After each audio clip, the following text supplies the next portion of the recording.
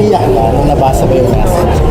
Actually, hindi ko alam. Bigla na lang tumulo yung luha ko. Mag-trying Claudine Barreto at Julia Barreto nagkaayos at bati ng ama. Dennis Padilla naluha sa ginawa ni Julia Barreto.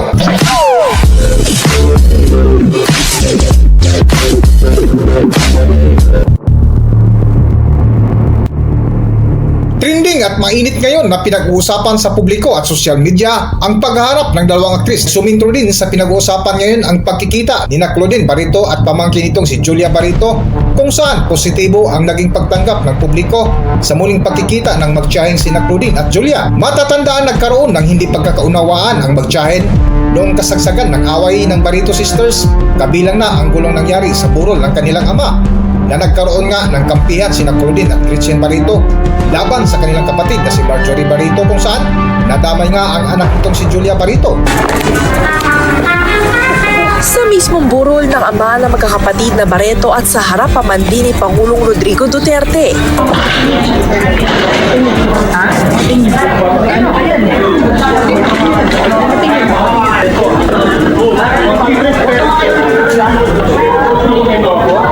Nagkaroon ng komosyon nitong Miyerkules kung kailan dumalaw din si Gretchen at napaulat na nakairingan niya ang kapatid na si Marjorie. Hindi kita sa video ang mga sangkot, pero mismong Pangulo na ang bumagit na sa gulo.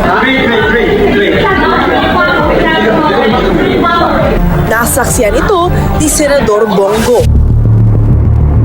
At dahil nga sa kaganapan ay naging positibo ngayon ang komento ng netizens sa kapamilya aktris na si Julia Barreto, kung saan napatanong nga ang ilang netizens kung nag-mature na nga ba si Julia Barreto.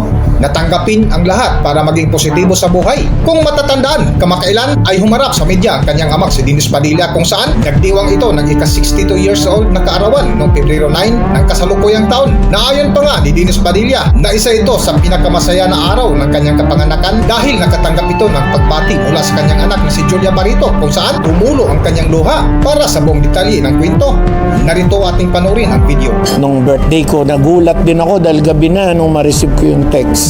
Noong una nga, hindi ko alam. Sabi ko, number pa pala niya to. Number pa pala niya to. Hindi nyo inasahan talaga, nagulat tayo. Oo, hindi kasi mga ilang years. Oo, tagal. Hindi ako nag-text lang siya, may short message siya. May short message siya ron. Tapos sumagot ako. Tapos meron din ako short message. Tapos yung short message ko, ang sinagot niya sa akin, icon ng heart. No, icon, heart. So ang isinagot ko, heart din. Pero sir, after that, nagka-text pa kayo ulit? Hindi pa. Naiyak ka nung nabasa mo yung message? Actually, hindi ko alam. Bigla na lang tumulo yung luha ko. So are you hoping na after po Julia, sila Claudia, sila Leon, sana? Oo, sumunod. Yeah, so I'm sure naman siguro nalaman din naman ng mga bata. Siguro nalaman din ni Claudia tsaka ni Leo na ate texted papa. Pero sa si Leon kasi sa interview kami po talaga sabi niya, namimiss siya talaga kayo. Yes, naman. Kumbaga si Leon yung huli ko nakausap eh. Siya yung huli ko nakausap na sa lalaki yun eh. Diba? So talaga namimiss ko siya. Sorry for asking this.